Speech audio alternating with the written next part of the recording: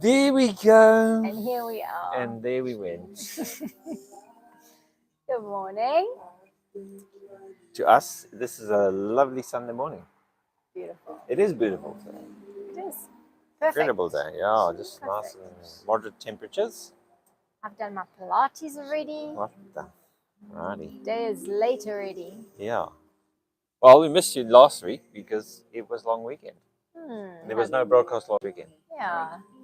Everyone had I hope so. relaxing time. We did. Yeah, we did. Yeah, nice to have you with us today. We're in the Book of Galatians, and so we need to continue with that this week. We've had so many long weekends. I think this is going to be our first full week in about 4 weeks. Like Monday to Friday working. What are we going to do? Work? Oh, it's 5 whole days in a row. Yeah. Oh, I don't know if I can. Yeah, no, you have to. Righty, we're going to get going because we could do a bit of a recap because we missed last week. And so last time you watched probably 2 weeks ago. So we're going to do a small little recap on the Book of Galatians. So the Book of Galatians story is interesting. It's interesting because if you start stopping to think of the Bible as one book written by maybe a bunch of people, but they all wrote thinking exactly the same way and believing exactly the same way.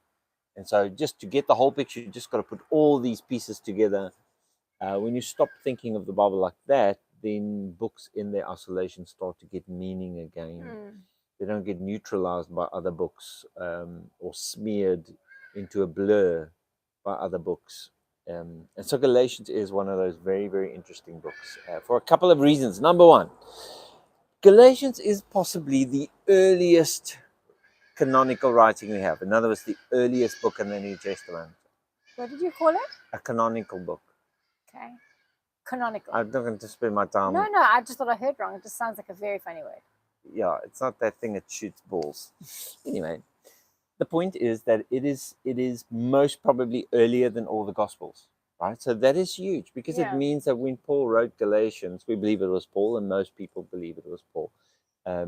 Didn't have Mark, Matthew, Luke, and John to say, oh, let me check my notes quickly. What does the Bible say? Oh, yes, of course. Jesus said A, B, C, and D. Let me write something. That's what makes Galatians so special, is it was probably written, some reckon, as much as almost 20 years before the earliest gospel, which is Mark. So you're really dealing with a very, very early writing. That's number one. Number two is the chances that the gospels are actually first-hand accounts, in other words, actually Matthew, Mark, Luke, and John writing it down, is becoming slimmer and slimmer the more information we have about them. So the point is that Galatians is actually not only the earliest book, possibly the earliest book in the New Testament, but it's also a first-hand account, which we don't get in the Gospels. It's actually Paul writing this thing in light of what he's experienced. So what he explains in Galatians is he explains that he has had some type of an encounter with the resurrected Jesus. Yeah. And that's the basis upon which he writes the book. So if it was written around 50 AD, some say as early as 48 AD, you're already dealing with 20 years of time passed from Jesus's resurrection, ascension, etc. So you've got already like 20 years of history happening. And what you'll see in the book of Galatians then becomes very important to us because it's almost the earliest form of the gospel that we get. There's no narrative of Jesus's life in here. Paul's not pretending like he walked with Jesus. He didn't. He also doesn't write about what others thought and think and did. He writes about his own experience. And so that's why it's such an important book for us. Also, it is important to us to recognize these early books as early and to treat them with respect because we don't want them to become polluted is the wrong word, mixed with some of the later writings because of him, because some books, like for instance Timothy, most scholars today say Timothy wasn't actually written by Paul. It's written much later by someone in the tradition of Paul, maybe a disciple of Paul in the name of Paul. So if we want to know what Paul kind of believed, these really early books, there's really three of them, is Galatians, 1 Corinthians, 1 Thessalonians, of which the earliest date what was going on at the time, earliest times of Christianity, and it also gives us an insight into what Paul believed the gospel actually was. And that's actually what Galatians then is. It is a book about Paul writing that they already at this early stages of Christianity, there was other gospels. He calls them perverted. He uses words like perverted, or which means distorted, or he uses words like false. As early as that already, there was streams developing of Christianity. We know, I mean, today we sit with tens of thousands of streams, so it's nothing new to us. It's a very natural thing that happens. But what really caught my attention was the emphasis of the book of Galatians, and that's what I'm trying to get to during this time in these sessions. So we're going to just touch on Galatians 1 again, chronologically go through it, and then we want to focus today on, title for today is The Faithfulness of Jesus, which I think is a critical part of Paul's version of the gospel that is not so well known, or that people don't really consider too much. All right, so we're starting in the very beginning. It seems like Paul bases his, in the first, I'm not going to read the verses, it just take too long, but Paul bases his gospel on this encounter with Jesus, right? So he bases it on the fact that he believes that Jesus was resurrected, right? What exactly that means, he doesn't really tell us, whether he just had visionary experiences or whether he actually had Jesus sit and have cook and tea with him. He doesn't really explain any of that. But he bases it on the fact that Jesus is not dead, but alive, and has revealed stuff to him. And now he's busy penning it down for people. Now, this book is not, the point of the book is not to write down what Jesus said to him. The point of the book is he's writing to Galatians, which is a church in modern day Turkey. And he's trying to correct some stuff that seems to have gone off track.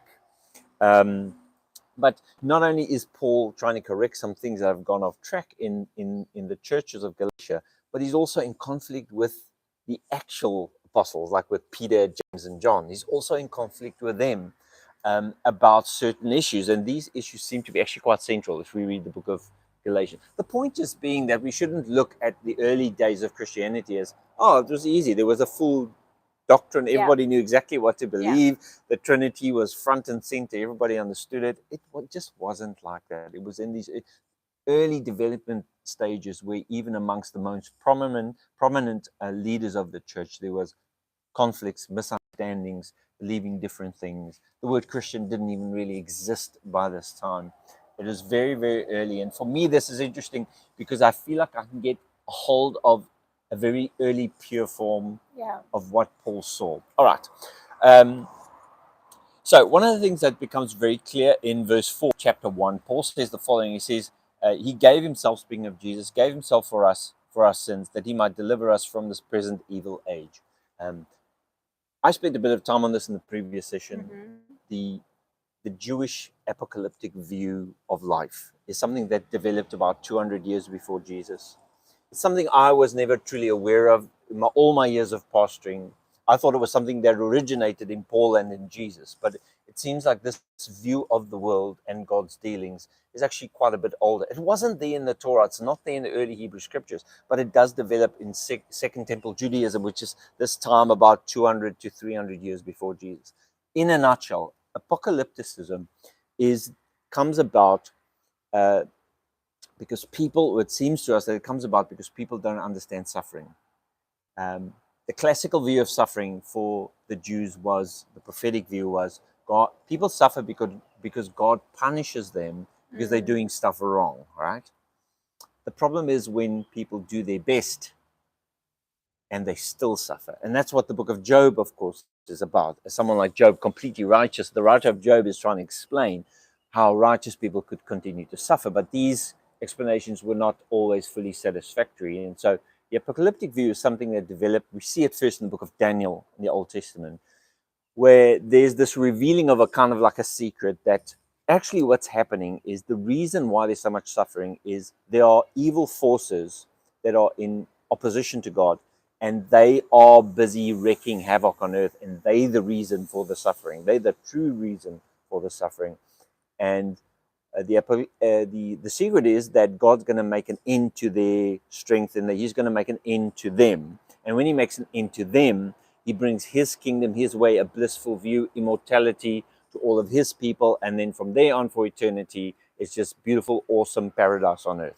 That's in a nutshell what apocalyptic Jewish view is. It seems like Paul had very much this view, and Jesus as well. And this is why he sees Jesus as the figure that comes to bring this about, that delivers them from this evil time. Age is the word. This is just a little leaf. He comes to deliver them. And so you'll see throughout the writings of Paul, especially here in Galatians, he's always saying, we're waiting for Jesus from heaven. We're awaiting his coming, his parousia. We're waiting for him to come, because Paul sees that as the end of the power of the evil age and a new age that dawns upon the earth. Okay. Beautiful story, and etc., etc. Okay, so a little bit further on in Galatians 1:6. Let me read this. I marvel that you are so soon removed from him that called you into the grace of Christ. And we use the word the gift of Christ, because grace simply means a gift, right? The gift of Christ unto another gospel. To me, this really stood out because it meant, and we're still busy with a recap from last week, it means that for Paul, the true gospel is a gift from Christ, or the gift of Christ. And that now there is another version of this going around, which takes us away from this gift, okay? And so I think the whole book of Galatians is actually about this. It's about bringing the church of Galatians back to the true gospel, which is, it is a gift. Gospel, of course, means good news. So the good news is it's a gift. Yeah. And what's happening in Galatians is you have people who are still Jewish or are starting to want Gentiles that come into the church to start fulfilling requirements again, which means it's no longer a gift anymore. It's something you work yourself into. I think that's what Galatians is actually about mostly. And so he calls this a perverted gospel, or a gospel that's been perverted. All right. Something that's quite striking in verse 13 of chapter 1 is Paul seems to distance himself from the Jewish way of life. Now we know, he gives his credentials in here: Pharisee, tribe of Benjamin, the most zealous of everyone. Sometimes he calls himself perfect by the law, etc. But he calls, look what he uses here. He says, for we have heard of many conversation in past time in the Jews' religion. Like, that's a weird way of speaking. Yeah, because Christianity itself is not established yet as a new religion. It's hardly a sect at this point. It's so brand new, but he distances himself from the Jewish religion. Yeah. Like, that's weird. That he's not in it. Yes, but he also, it's just a distant way of speaking by the Jews' religion. Yeah. And he continues to say, he mentions it again in verse 14. He profited in the Jews' religion, and then he goes on to call it the tradition of my fathers.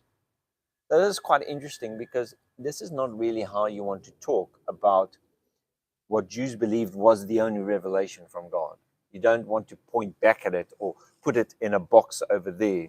The Jewish religion, the tradition of my fathers. Like, he doesn't connect it to himself. And it just seems like, and you'll pick this up as we go through the book of Galatians, that Paul is actually in the book of Galatians quite strongly against the old system. Like, he, at least at this early stages in Galatians, he kind of puts it in a different box, and he kind of wants to finish off, wash his hands off it, and move on. So that's kind of what you pick up. The other really, really important motive in the book of Galatians is called the in motive. And the first one we found where Paul describes his ministry. And he says this, he says, I was called from my mother's womb, etc., to reveal his son in me. So this is really, it feels to me like the first time in the New Testament. I guess it is the first time in the New Testament, but it becomes a major theme for the rest of the New Testament, that somehow this resurrected Jesus does something inside people. There's an inner thing that's happening. And Paul goes as far as to saying that God wants to reveal his son in Paul. So that is, that's a stretch. Why is Paul so focused on what's happening inside? And we'll end off chapter 2 today with an even more striking statement by Paul, where he says, for I no longer live, but Christ now lives in me. You said people weren't talking like that at that time. People weren't talking like that, but it also brings to question, it almost seems, and I'm not saying this is exactly what happened or what Paul thought, but if you read it just from an outsider's point of view, it feels like Paul's believing in the resurrected Christ, that Jesus is resurrected to live in us. It feels like there's that type of transition, that he leaves his earthly body to come live in his corporate body. It feels like Paul pushes for that type of motive throughout this book. And as you know, the idea of in Christ is something that's very unique to Paul, but becomes a very prominent and important idea as we go into the rest of the New Testament. But then in verse 23 of chapter 1, it's the final little part on chapter 1, Paul introduces something, and let me just read it for you. He says, "But they had heard only that he which persecuted us," that's he speaking of himself, "in past times, now preaches the faith." Now, this is the first time that we meet the word faith in the New Testament. Now, if you're an old Christian, you've been in church a lot, even if you haven't, the idea of faith is so second nature and so trivial and obvious that I think we can actually miss what it's trying to communicate, right? And so it seems to me, and this is from the research that I've done, that Christianity has taken the word faith. The word faith in the Hebrew, in the Greek, is pistis, and we've turned it into a belief system. We've turned it into an argument that you have to be convinced of a certain type of argument. When we say the faith, we mean certain beliefs about Jesus and what's going to happen, and like fully a belief system and fully subscribing to that entire belief system. But it just seems like in ancient Greek, at least, pistis was more the idea of not faith in the way we think of it, but more faithfulness, or the idea of good faith. In other words, to put it in contemporary language, trustworthiness, the faithfulness.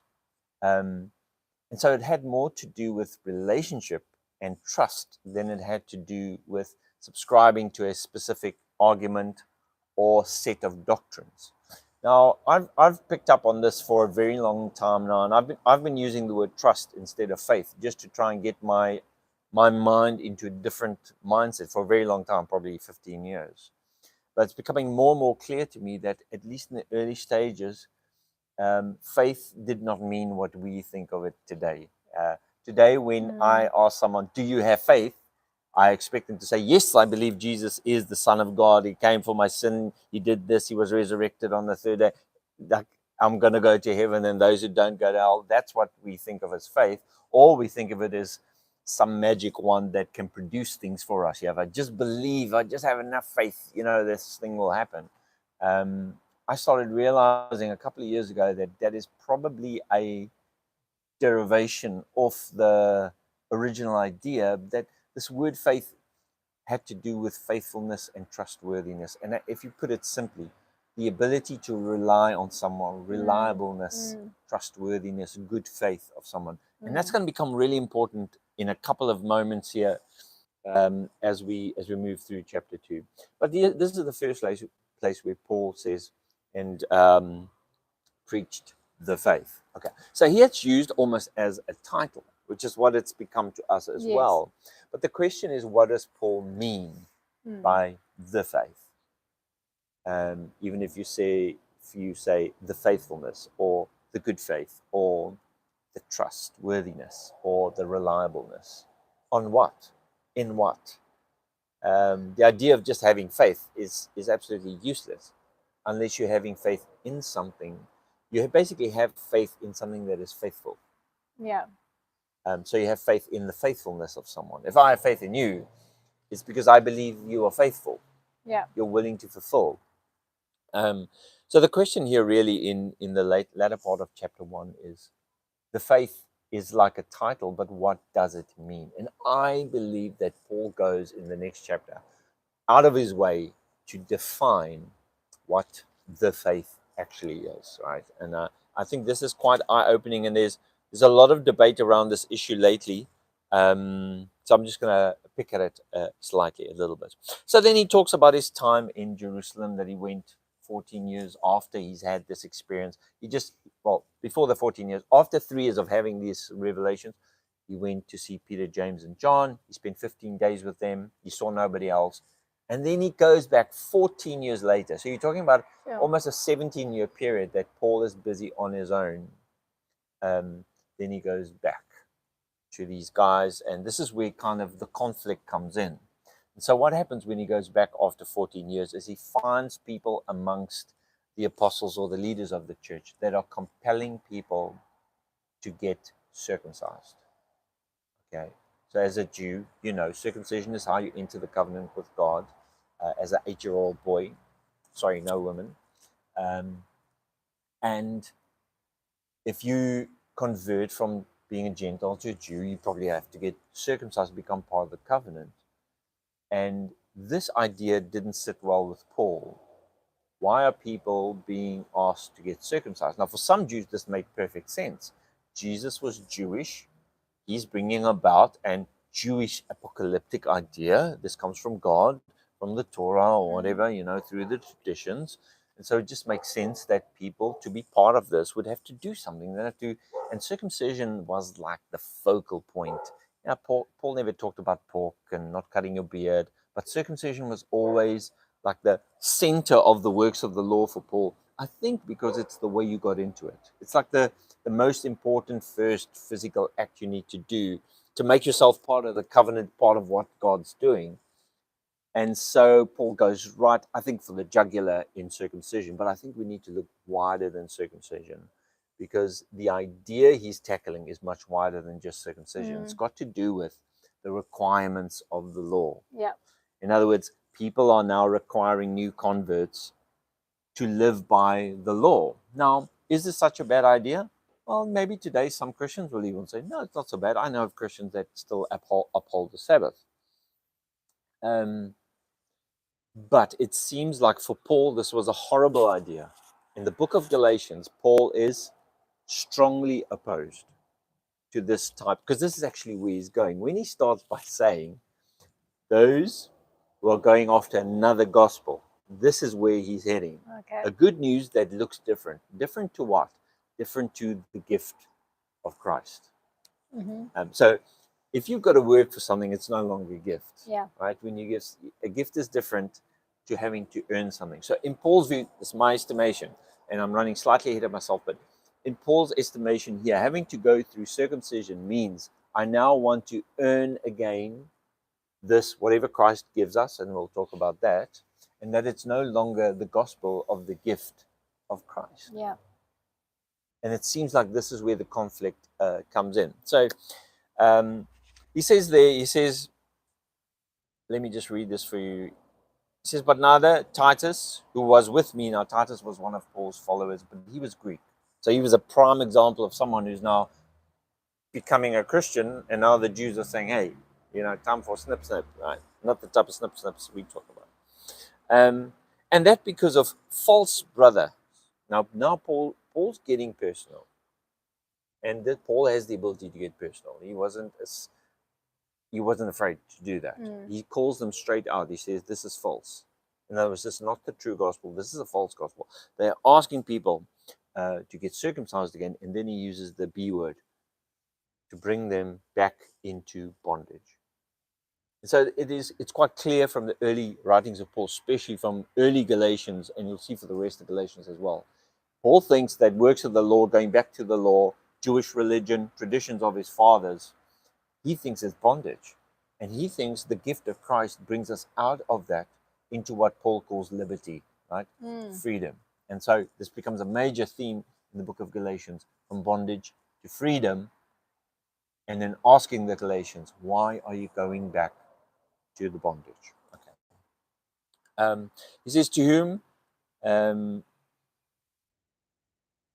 whom we give place by subjection, not even for an hour. He's talking about these false people, right? That the truth of the gospel might continue with you. So it is clear to me that Paul is contrasting true gospel, false gospel, with this doing things to get something and receiving the gift of Jesus.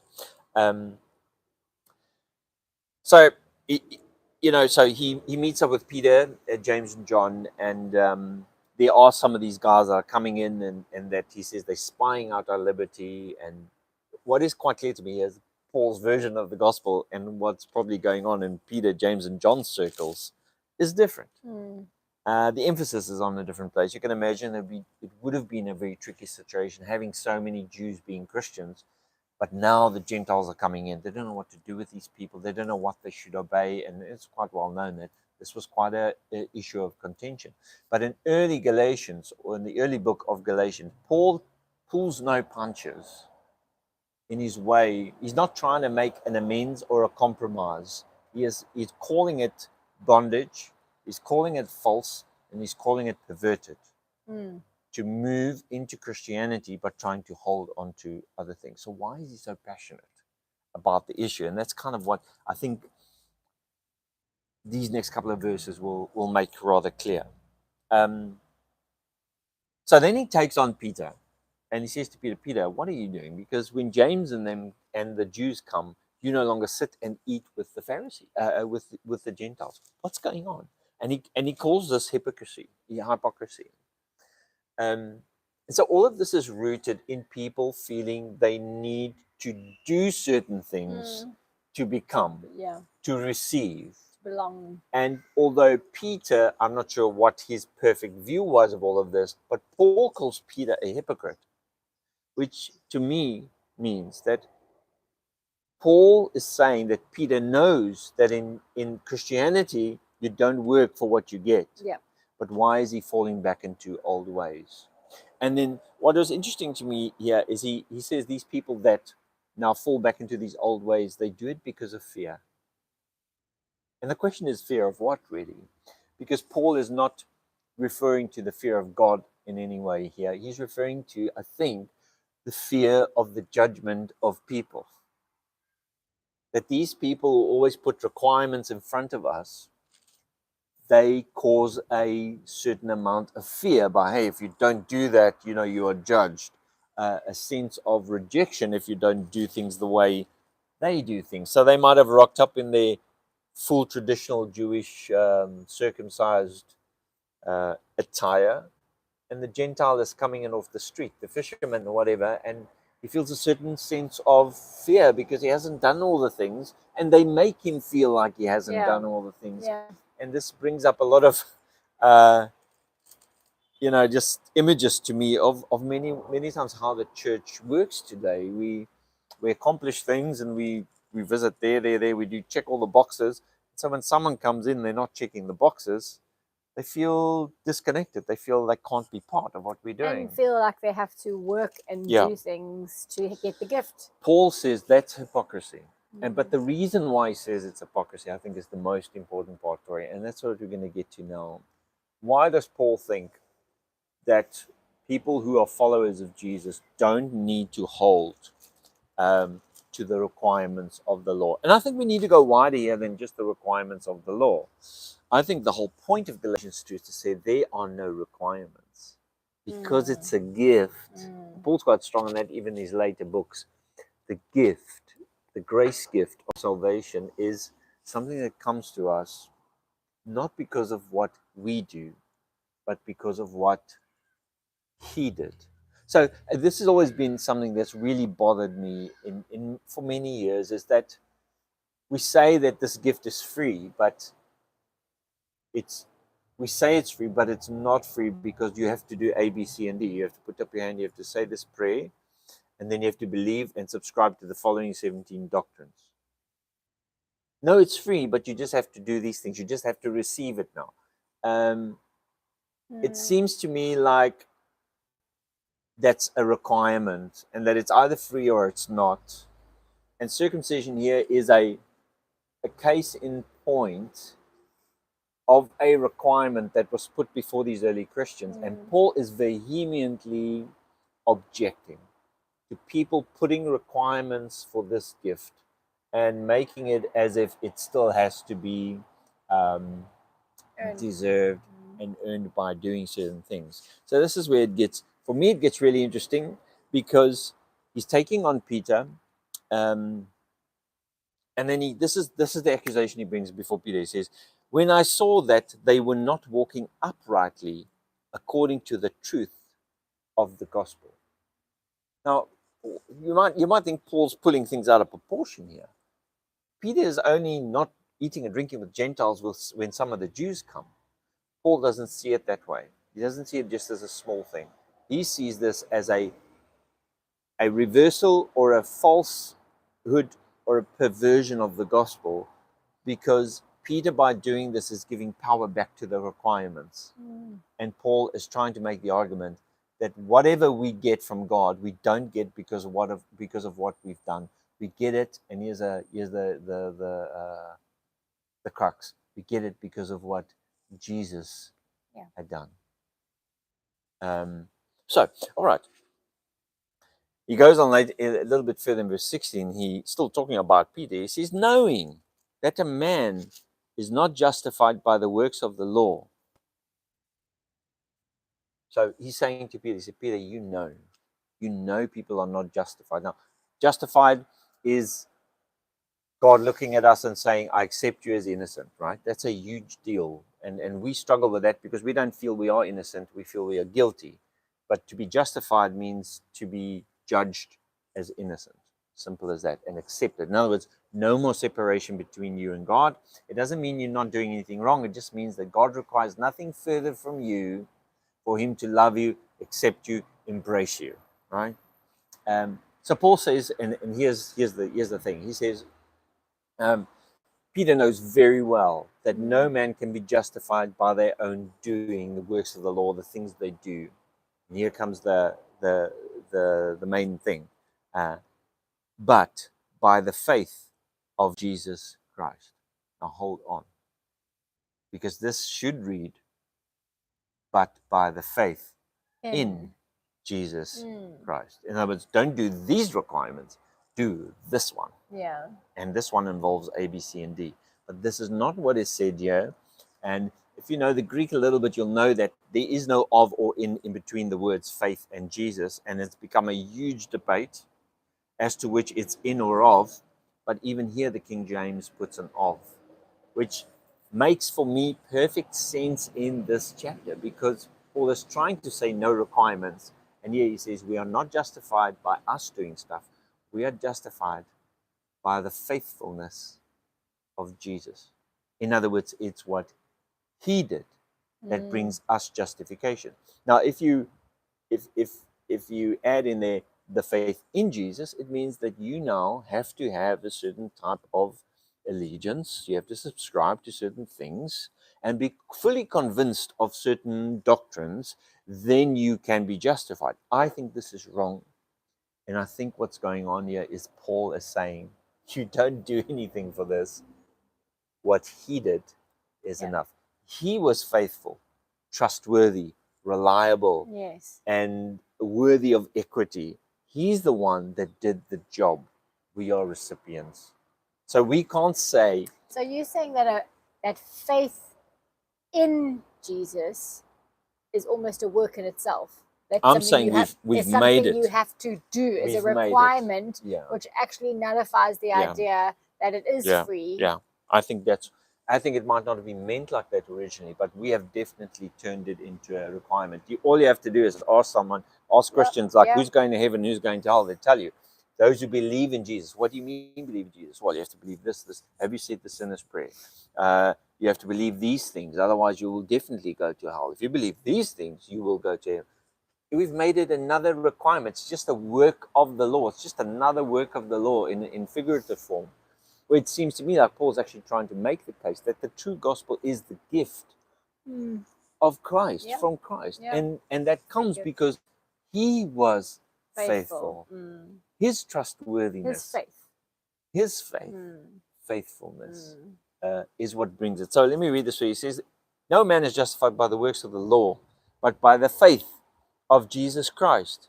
Even we have believed in Jesus. And so, of course, we trust Jesus, absolutely. But that's not the requirement.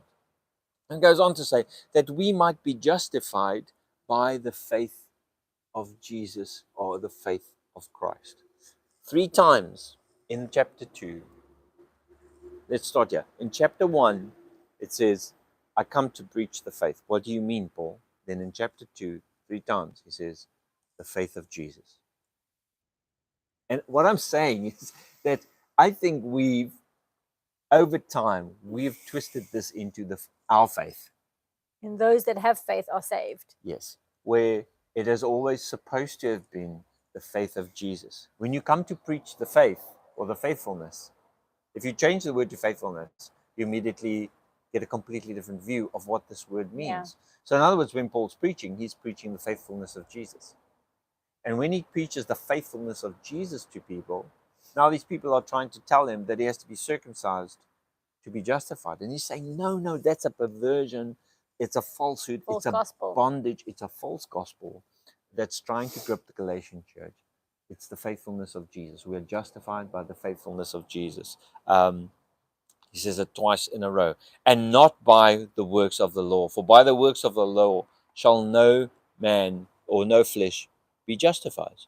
Then he goes on further, and I'm kind of end off on this one here. Let's go to verse 20 of chapter 2. He said, I'm crucified with Christ. Nevertheless, I live. Yet not I, but Christ lives in me. So here we have, again, it's the second in me motive. And we really have to ask and sit and think about how much of this Paul sees as, it's just a metaphor or an allegory. And how much of this Paul kind of believes. That this is part of what was revealed to him by Jesus. That although, the possibility is this, that Jesus is saying to Paul, I don't walk around in a body. I am in you. Find me inside of you. I'm in my new body. We've become the body. Yeah. And Christ lives inside of humans. So whether you take that as complete allegory and metaphor, and you believe Jesus is somewhere above the clouds with arms and legs, a person waiting. Yes. Or whether you take that as a complete reality that no, Jesus' existence now is within people. That's it. Or you take some in-between mixture of the bunch. We speak like both is true. Yeah, we do speak like both is true. People do that. Yeah. Anyway, I leave it to that. I leave it to you. But the point is that Paul really believed in the in principle, not the out principle. It just really seems that Paul's always focusing inwards. There's always going that Christ be formed in you. There's always this inward thing, and but then he ends off in with this last little portion. He says, "And the life which I now live, I live in the flesh." Listen to this. I live it by the faith of the Son of God. Now, how in the world do you live life by someone else's faith? But it makes perfect sense if you live your life by the faithfulness of Jesus. So in other words, Paul is saying, I have a new life. Christ lives in me. I have this new thing that's happened in me. And it's because of the faithfulness of the Son of God, or the faithfulness of Jesus, that I have received this new life. And then he goes on in verse 21 to say, I don't frustrate the gift of God, the grace of God. I don't frustrate it. Meaning what? For if righteousness could come by the law, Christ is dead in vain. And so for me, from these first two chapters, it seems quite clear in these very early stages, at least, Paul is not happy with continuing with the law at all. Right? He's saying, let's move on into liberty out of the bondage. But also making a case that requirements need to move. You'll see a little bit later on, Paul's got nothing against people who want to be circumcised or are circumcised. But he makes a very clear point later on, whether you are circumcised or not. Actually, he says, neither circumcision nor uncircumcision is anything. It has no force. The only thing that has life force is a new creation. The point being that Paul is not against circumcision. Paul is against requiring people to do stuff to receive their justification. That seems to me to be the center argument of these first two chapters and the rest of the book of Galatians. Is Paul is trying to say, stop the requirements. It's illegal.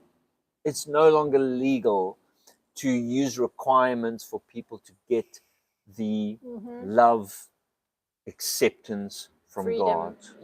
God. And this, I guess, is the liberty that he so often refers to in his writings.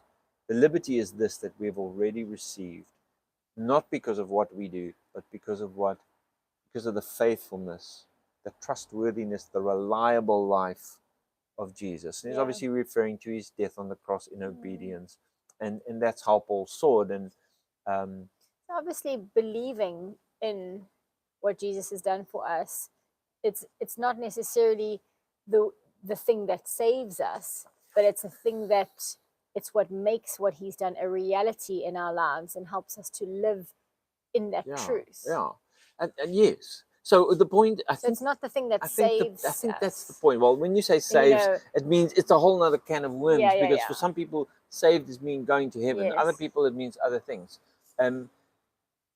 But Paul does write about believing in Jesus. Absolutely. But the word believe there is not follow this set of doctrines. It's to trust and rely on him. He's done it. He's already done it. To rely on his reliability, to trust in his trustworthiness, to have faith in his faithfulness. If you put this in front of you and you think through it a little bit, the only way that the justification that comes from God can actually be a gift is if it's done by the faithfulness of Jesus, not by our ability to ascend to any form of belief system, or any particular doctrine, slightly or perfectly articulated. In fact, there's a lot to be said here, but I think you use the terms that we as Christians would normally use to get saved. Like that's all you're interested in. That's all we're interested in, because we just want to make sure we're okay. And this is actually the message of the good news, is that we're okay. It's a gift. You can trust it. It's a gift. You can trust it. And what I take from this also is that Jesus did this for us before the foundation of the world. God loved us fully and accepted us before we believed. No, absolutely. And that just needs to become a reality again for us. I would definitely make that argument. It will make people angry, I guess, upset. But I don't think there's any point in which God was really ever angry with anyone, waiting to hit us with a stick. I think that was man projecting their ideas onto God. That we are fully his. Before and this is, we even believed him. And this is what the writings of Paul does, is it awakens us to the reality that we are accepted in its own fallible way, in its own apocalyptic way. It's making us aware of the fact that we are accepted. And that, I guess, is part of the life of Jesus, was to show that we're already accepted. Anyway, that's got to be the end of today. But next week we'll move on to Galatians 3, where Paul spends a bit more time on the book of the law. But really what you need to, I think one can take away from this is, when you read the word faith, think differently about it, because it's not about you. Faith is not about you. The word pistis is not about you. It's about the faithfulness of Christ. Now, that doesn't mean we shouldn't be faithful, but our acceptance is not based on our faithfulness. If I can put it like this, the contract is between God and Jesus. I know there's many problems there, but it's an easy way to explain it. The contract is not between you and God. The contract is between God and Jesus. Right? Okay, so Jesus. In the simple, if I can, there's many. The responsibility was Jesus's. It was almost, his responsibility. Not. It doesn't mean that's why it's a gift. We should be faithless. It doesn't mean we should be without responsibility and unresponsive. No. But the gift of the love of God and the acceptance of God is ultimately a gift, and cannot be found or embraced by the doing of anything. And that, I think, is the point. That's the takeaway. It seems that Paul seems to be so strong. And Paul says, to finish off, Paul says in the beginning, now if you read backwards now, you start to understand why he uses such big language. He says, if anyone comes, even an angel, to tell you a different gospel, let him be accursed. So in plain language, he's saying, zap the angel if he comes to tell you any other way to justification. Any other thing that looks like truth other than this. So that's pretty powerful, beautiful. All right, anyway. Thanks so much for being with us today. We'll see you next week. Thanks for being with us. Cheers, guys. Bye.